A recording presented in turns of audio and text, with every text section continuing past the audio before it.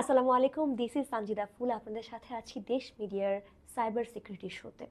আমাদের সাথে আজকে অতিথি হিসেবে আছেন সাইবার সিকিউরিটি স্পেশালিস্ট রন আহমেদ স্যার। হ্যালো স্যার, আসসালামু হ্যালো, আলাইকুম। ওয়ালাইকুম আসসালাম। কেমন আছেন? আছি আলহামদুলিল্লাহ সঞ্জিদা। ছোটবেলাটা কোথায় কেটেছে? আসলে আমার ছোটবেলাটা মিক্সচার অফ দুইটা, বাংলাদেশ এবং কানাডা। আমার জন্ম ছিল কানাডাতে, যখন আমার প্যারেন্টসরা বিদেশে ছিলেন, পিএইচডি করতে গিয়েছেন। তো তারপর থেকে আমাকে দেশে আনা, দেশে নেওয়া। তো কয়েক বছর পর পর বাংলাদেশে থাকি, কয়েক বছর পর পর আমেরিকা কানাডায় থাকি। তো ব্যাক অ্যান্ড ফোর্থই বলা যায় যে সারা জীবনই ব্যাক অ্যান্ড ফোর্থ গ্রো করেছি। সো কিছু আমার স্কুলিং ছিল বাংলাদেশে, উদয়নে পড়েছি, এই উইলসে পড়েছি, ও লেভেল করেছি এখানে। আবার বিদেশে আমার ক্লাস 7, 8, 9 করেছি, ইউনিভার্সিটিগুলো বিদেশে, masters and under graduate. So তো বলা যায় দুই যে জায়গাটাই মিক্সড। কমপ্লিটলি মিক্স, এবং দোনোটা এত পার্থক্য যে একটা advance country Canada and developing country Bangladesh. আমি এটার ডিফারেন্সটা সবসময় আমার চোখের সামনে ভাসতো এবং এক্সপিরিয়েন্সটা করতে পারতাম। মাইন্ড সেটআপটা কি স্টেবল থাকতো নাকি কোনো সমস্যা হতো? যেহেতু জন্মের থেকে আই থিঙ্ক আমি ধরে নিয়েছিলাম এটাই ন্যাচারাল, পরে না বুঝলাম যে না, আমি একটা case is a bit special.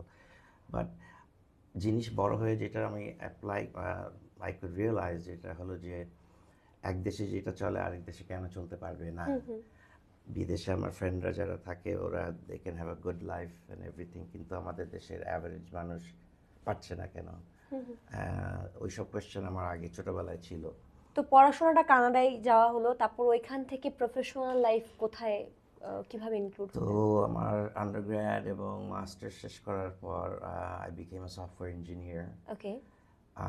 ওখানে কাজ করলাম কানাডাতে, তারপরে মিডল ইস্টেও কাজ করেছি কিছু। I was running the Yahoo research for Middle East and North আফ্রিকাতে।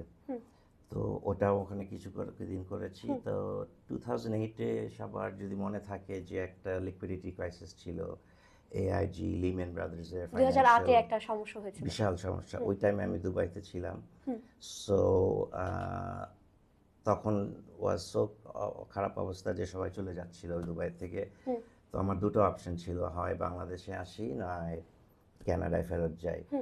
So দেশের জন্য অলওয়েজ টান, আমার অলওয়েজ আছে যে সামথিং বাংলাদেশে, সো আই ক্যান কিছু একটা বাইরের থেকে যেটা শিখে এসেছি এখানে অ্যাপ্লাই করলে মানুষের কষ্টটা একটুখানি লিভিয়ে করতে পারলে সাম কন্ট্রিবিউশন, এটাই আমার অবজেক্টিভ ছিল। সো ইজিলি যে না চল বাংলাদেশেই আসি। অ্যান্ড তো তখন 2008-9-এ অ্যাকচুয়ালি বাংলাদেশে চলে আসা হলো। হ্যাঁ, তো তারপরে সফটওয়্যার ইঞ্জিনিয়ার, ওইখান থেকে সাইবার সিকিউরিটির প্রতি ইন্টারেস্টটা কিভাবে আসলো? That actually interesting. Programming background ছিল আমার, টেকনোলজি ইন্টারেস্টটা অলওয়েজ ছিল। 10 বছর বা 15 বছর আগে আমরা সাইবার সিকিউরিটির ব্যাপারে খুব একটা কিছু শুনতাম না, আর এখন কেন শুনি? So obviously just the nature of the industry, curiosity to build করে। বাট ট্রিগার পয়েন্ট ছিল আমার আম্মা। আহ, আমাকে বলতো যে একটু এদিকে আসো বাসায়। আমার উনি খুব ফেসবুকের ফ্যান, হোয়াটসঅ্যাপের ফ্যান, ট্যাবলেট নিয়ে সারাক্ষণ আসে। রিটায়ার্ড মানুষ এখন, উনিও পিএইচডি প্রফেসর ছিলেন, বাট এখন রিটায়ার্ড, বাগান করে আর ফেসবুক, সফটওয়্যার নিয়ে থাকে, আচ্ছা। Software gardening and with the Facebook. তো বলে বারবার, বলে আমি এটা পারি না, তো আমি দেখিয়ে দেই। তারপরে কয়েকদিন পরে বলে না ওটা তো এখন আর নাই, আমি টিপ দিলে যায় না। তো আমি বলছি আমি নিশ্চয়ই হয়তো তুমি কিছু টিপ দিয়েছো, you press some link, something was downloaded. So তখন ওইসব ক্যাম্পেইনগুলো থাকে, ফিশিং ক্যাম্পেইন, ম্যালওয়্যার ক্যাম্পেইনস। তো না জেনে সে ক্লিক করতো। এখন আমাকে বলে ঠিক আছে, আমাকে বুঝাও তাইলে, আমার কি জানতে হবে সো দ্যাট আমি কেয়ারফুল থাকতে পারি। তখন আমি পুরো ডিটেল বলতে পারিনি, আমি নিজেই জানি না যে হোয়াট আর দ্য ডিটেলে সাইবার সিকিউরিটির ওভারঅল হাই লেভেল একটা আন্ডারস্ট্যান্ডিং, বাট ইন্টারনালি ডেপথে এই জিনিসটা আমার জানা ছিল না। সো আই থট না, I should also just to protect my self, যে আমি আমাকে কেউ যদি অ্যাটাক করতে চেষ্টা করে বা আমার ডেটা কম্প্রোমাইজ করতে চাচ্ছে, আমি অ্যাটলিস্ট বুঝতে পারবো যে সামথিং ইজ হ্যাপেনিং। কি হচ্ছে হয়তো জানি না, but something is happening, I can take precautions or alerts. So sir, cyber security কেন প্রয়োজন বা কেন গুরুত্বপূর্ণ বলে আপনার মনে হয়? ওয়েল, প্রথম কথা আমি জিজ্ঞেস করবো যে সিকিউরিটি, আমরা যদি জিজ্ঞেস করি কাউকে হোয়াট ইজ সিকিউরিটি, একদমই। So we can say well security হলো আমি আমার বাসায় লক করে রাখি, আমার গাড়িটাকে আমি সেফ রাখি, গ্যারাজে রাখি, অ্যালার্ম দিয়ে রাখি, আমার বাচ্চা কাচ্চাদের যারা ওদেরকে আমি সিকিউর ফিল করাই এবং সিকিউর রাখি। গভর্নমেন্ট অ্যান্ড ইন্টারন্যাশনাল অর্গানাইজেশনাল জিনিস যেমন pipe oil refineries, extremely massive project, কিন্তু they also have to become secure. ওখানে যেখানে ফেডারেল রিজার্ভ ব্যাংক আছে, যেখানে not the bank but the Fort Knox, যেখানে সোনাটা রাখে আমেরিকাতে, আমাদের সেন্ট্রাল ব্যাংক, সব কিছু কিন্তু সিকিউর করে রাখতে হয়। সিকিউরিটি মানে টু প্রোটেক্ট আওয়ার ভ্যালুয়েবলস। এই জিনিসটাই in the cyber world we transfer it. So security যদি আমরা by nature we know what security is protect করি, এটা জাস্ট আমাদের সাইবার ডিজিটাল ওয়ার্ল্ডে এখন অ্যাপ্লাই করতে হবে, because more and more interaction হচ্ছে, কানেকশন হচ্ছে ডিভাইসের সাথে, তা পুরো পৃথিবীটাই একদম ইন্টারকানেক্টেড হয়ে যাচ্ছে। একদমই। আর প্রতিটা সমাজেই গুড মানুষ, ব্যাড মানুষ আছে। সাইবার ওয়ার্ল্ডেও দের আর good actors, bad actors. So যতই development in cyber security mostly for the good, ওই পরিমাণ ব্যাড অ্যাক্টার্সগুলাও বেড়ে থাকে, এবং দ্য প্রপোর্শন অফ ড্যামেজ ওরা করতে পারে র্যাপিডলি ইনক্রিজ করতে থাকে। তার জন্য হয়তো বা সাইবার সিকিউরিটি এত এত গুরুত্বপূর্ণ। ইটস ভেরি খুবই ইম্পর্টেন্ট, বিকজ আপনার পার্সোনাল ইনফরমেশন, আপনার কোম্পানির ইনফরমেশন, কেমনি করে আপনি আপনার বিজনেস চালান, অ্যান্ড অন্য কাস্টমারদের ইনফরমেশন, অল অফ দিজ আজকাল তো সব ডেটাবেসে থাকে। একদমই। আমি এই প্রশ্নটাই আসতাম যে সাইবার সিকিউরিটির যদি কোনো কেস শেয়ার করতেন বা কোনো মেমোরেবল কেস আপনার মনে আছে কিনা? কয়েকটাই আছে, আমি দুইটা বলতে পারি। একটা একটু পুরান, যেটা হলো যে ব্যাংকের থেকে যখন একটা ইমেল আসে, আমার একটা ব্যাংক অ্যাকাউন্ট আছে, সো মাঝে মাঝে এক্সকিউজ মি, ওরা তো ইমেল পাঠায়। তো এই ব্যাংক থেকে ইমেল পাঠিয়েছে, আমাকে বললো you have to log on for some reason, click here. তো সাধারণত বলে যখন, অ্যান্ড দিস ওয়াজ 5-6 বছর আগে, ক্লিক করলাম, ক্লিক করলে বললো পাসওয়ার্ড ঢুকাও, এ ঢুকাও, বাট একটা অ্যাড্রেস বারে একটা কিছু আমার অফ লাগলো, right? It was a bank name and everything, but সামনে আর পিছনে দুইটা কোনো একটা সমস্যা আছে, সামথিং ডট দিস বা ডট দ্যাট, যেটা আমি আগে দেখিনি। সো এটা আমি স্টপ করে দিলাম।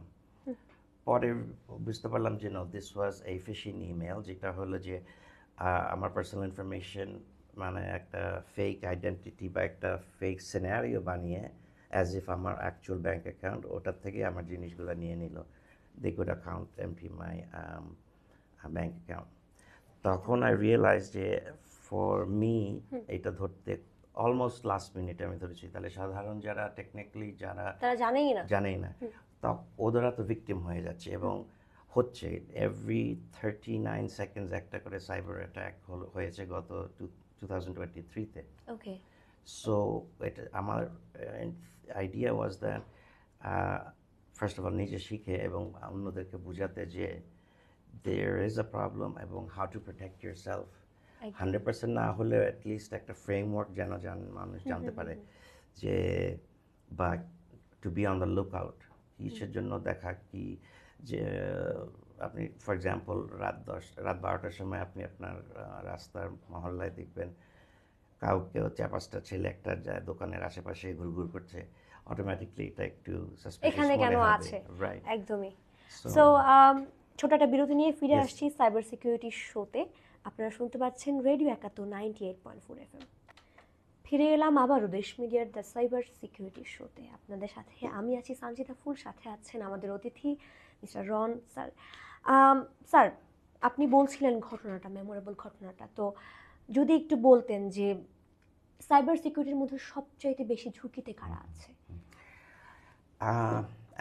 আপাতত আমার যেটা মনে হয়, দ্য মোস্ট ভালনারেবল বা সবচেয়ে রিস্ক ঝুঁকিতে যারা আছে আর ইন্ডিভিজুয়ালস। হ্যাকার্সরা, ম্যালিশিয়াস অ্যাক্টররা ইন্ডিভিজুয়ালদেরকে টার্গেট করে, কারণ ইন্ডিভিজুয়ালদের নলেজ অ্যাবাউট সাইবার সিকিউরিটি একে কম। অ্যান্ড এই জিনিসটা করে through a system call social engineering on social media usually, খুব সফিস্টিকেটেডলি ডিজাইন করে একটা ইন্ডিভিজুয়াল বা একটা ব্যক্তির থেকে তার ব্যক্তিগত ইনফরমেশন আস্তে আস্তে করে বের করতে চেষ্টা করে। এটা একটা হয় ইমেলের থেকে হতে পারে, it can be from even একটা ফোন কলের থেকে হতে পারে যে আপনাকে এমন একটা প্রাইজ দেওয়া হবে, আপনার অ্যাকাউন্ট দেন, আমরা এখনই টাকা পাঠিয়ে দিচ্ছি। আমরা হিউম্যান বিইংস, অ্যান্ড যেহেতু আমরা উই হ্যাভ ইমোশনস, আমরাই অ্যাট মোস্ট অ্যাট রিস্ক, সবচেয়ে বেশি is the human, because cyber attack যারা করে, ম্যালিশিয়াস অ্যাক্টর করে, হিউম্যান সাইকোলজিটা খুব ভালো বোঝে, এবং এইটাকে ম্যানিপুলেট করার জন্য যা যা লাগে ওরা ওইসব ট্রিক্সগুলো ইউটিলাইজ করে। Free money, free iPhone, free this, এটা করবেন আপনি একটা ড্রিম পাবেন, সবাই লটারির মতন সবাই চায়, সবাই বলে এটা ট্রাই করে দেখি কি আর হবে, এই চিন্তাটা করে এঙ্গেজ, তারপরে ওরা স্টার্ট করে। কিন্তু ওই স্টার্ট করার মধ্যেই is wire all the risks, মানে ভালনারেবিলিটিগুলো ওপেন হয়ে যায়। সে তার পার্সোনাল ইনফরমেশন দিয়ে দেয়, তার কন্ট্যাক্ট লিস্টের ইনফরমেশন দিয়ে দেয়, অ্যান্ড ওখান থেকে they can be later on ওরা কালেক্ট করে দে বিল্ড ডেটাবেস। কতটুকু ভয়ঙ্কর হতে পারে এই জিনিসটা? ওয়াল, একটা মানুষের যদি লাইফ সেভিং আপনি ব্যাংকে থেকে তুলে ফেলেন, এর থেকে তো মানে ডেভাস্টেটিং কোনো সারা জীবনের সঞ্চয়, হার্ড ওয়ার্ক, হ্যাঁ, সারা জীবনের সব কিছু পুরো ওর ফিউচারই নষ্ট হয়ে যেতে পারে, এবং এটা প্রায় অনেক হয়েছে আমাদের দেশে। এখন আমরা যেহেতু ক্যাচি না, অ্যাডভান্স কান্ট্রিগুলোতে এগুলা হয়ে চলে ডান, এখন নতুন নতুন করে আবিষ্কার করছে। অ্যান্ড আমরা যদি বলি যে সাইবার সিকিউরিটি অ্যাট্যাকগুলো এখন ABCD, আগামীকালকে কিন্তু বদলিয়ে যাবে এগুলো। আগামীকালকে নতুন ধরনের চালাকি আইডিয়া বা ক্রিয়েটিভ আইডিয়া নিয়ে এসে ওরা চেষ্টা করবে। তো উই অলওয়েজ, সবসময় আমাদের এক্সট্রা কেয়ারফুল থাকতে হবে যখন আমরা অনলাইন এনভায়রনমেন্টে থাকি, মোবাইলে থাকি, ফোনে থাকি, কম্পিউটারে থাকি। We have to be very careful. So আপনি তাদের জন্য কি টিপস দিবেন বা সাজেশন কি থাকবে আপনার? ফর এক্সাম্পল, লাইক অলওয়েজ একটা সিকিউরিটি মাইন্ডসেট নিয়ে যদি আপনি সবসময় আপনার ইন্টারাকশন করেন অনলাইন, আপনার ইমেল যদি দেখেন, যদি ইমেলটা খোলার আগে একটু স্টাডি করেন, আমি কি লোকটাকে চিনি যে আমাকে পাঠিয়েছে নাকি না,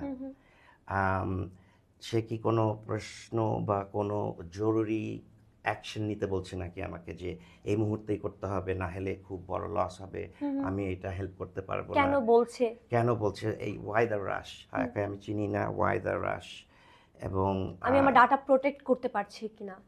হ্যাঁ, আমি যদি তখন রাশ করা যায়, আমি তাড়াতাড়ি হিউম্যান নেচার, আবারও ওই যে হিউম্যান নেচারটা বলতেছে আমার বিকাশ অ্যাকাউন্ট বন্ধ হয়ে যাবে, তো তাহলে আমি হ্যাঁ দিয়ে দিচ্ছি, এখনই দিয়ে দিচ্ছি কুইকলি।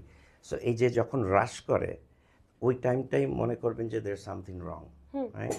যদি আননোন একটা পার্সনের থেকে আসে, আমি এই নাম শুনি নাই, আমার লিস্টে নাই, যদিও দেখে মনে হয় ইটস সামওয়াট পরিচিত, রন WW আহমেদ, এখন আমার নামটা মধ্যখানে WW দিছে, বাট পড়ার সময় হয়তো কুইকলি দেখে ফেলে, ও রনি পাঠিয়েছে, but it wasn't me. So এটা এক্সট্রা কেয়ারফুলি ইমেলটা দেখা উচিত। ক্লিক করার আগে মেক শিওর ক্লিক ইন হাভার করে কোন URL-এ পাঠাচ্ছে, এটা for technical people, but in general খুব সাসপিশিয়াসলি চিন্তা করেন যে আমাকে কি করতে বলছে, কেন করতে বলছে, আর প্রেশার কেন করছে। এই তিনটা যদি থাকে, ধরে নেন যে দের সামথিং রং, আপনার ফ্রেন্ড আপনাকে এরকম করবে না, আপনার পরিচিত বা আপনার ওয়েল উইশার করবে না, একমাত্র সামওয়ান একটা অ্যাডভান্টেজ নেওয়ার জন্য আপনাকে দ্রুত বা প্রেশার দিয়ে একটা অ্যাকশন করাতে চায়। সো এগুলাই মোকাবেলার জন্য কি আমরা বলতে পারি, নাকি মোকাবেলার জন্য অন্য কিছু থাকতে পারে?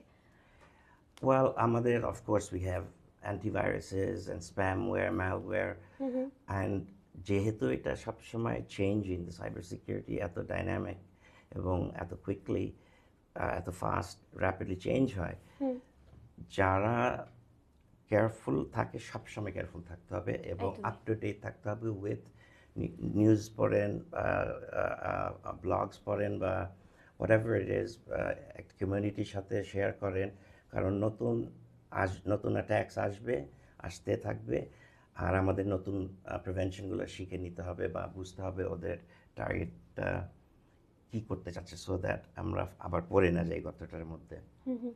সর্বশেষ প্রশ্ন স্যার আপনার কাছে যে সাইবার সিকিউরিটি কতটুকু সিকিউরড সবার জন্য, এবং আপনার ভবিষ্যৎ প্ল্যান কি? Cyber security in terms of how secure it is all depend করে যারা উদ্যোগটা নিয়ে থাকে বা স্টেপসগুলো নিয়ে থাকে নিজেদেরকে প্রোটেক্ট করার জন্য। হুম। ফর এক্সাম্পল, আমি আমার গাড়িতে লক রেখে দেই, বাসাতে লক রেখে দেই, যেখানে টাকা ছাপায় দ্য মিন্ট, ফেডারেল মিন্ট, ওদের ফিজিক্যাল সিকিউরিটি আছে, ওদের জন্য not as much problem as long ওরা আপ টু ডেট করে থাকে। সো সাইবার সিকিউরিটির ভবিষ্যৎ প্ল্যান কি কি চিন্তা করছেন, কি কি করবেন সামনে?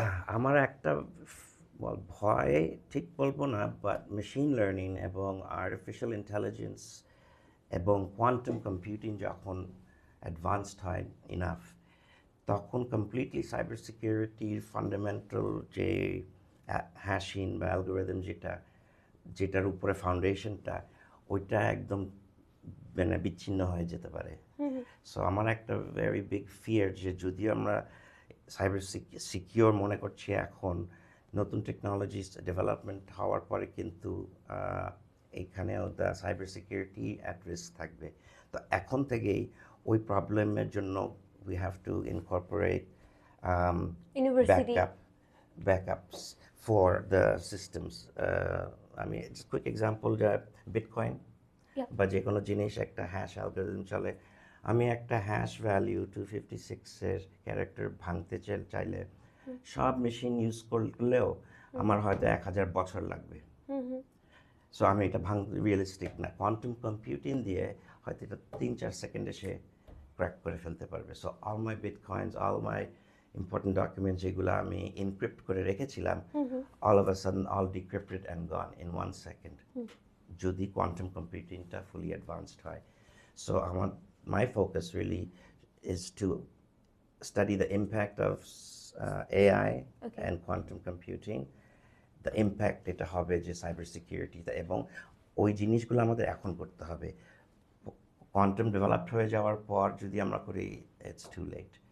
সো ওই area is my actual focus for the একদমই। future.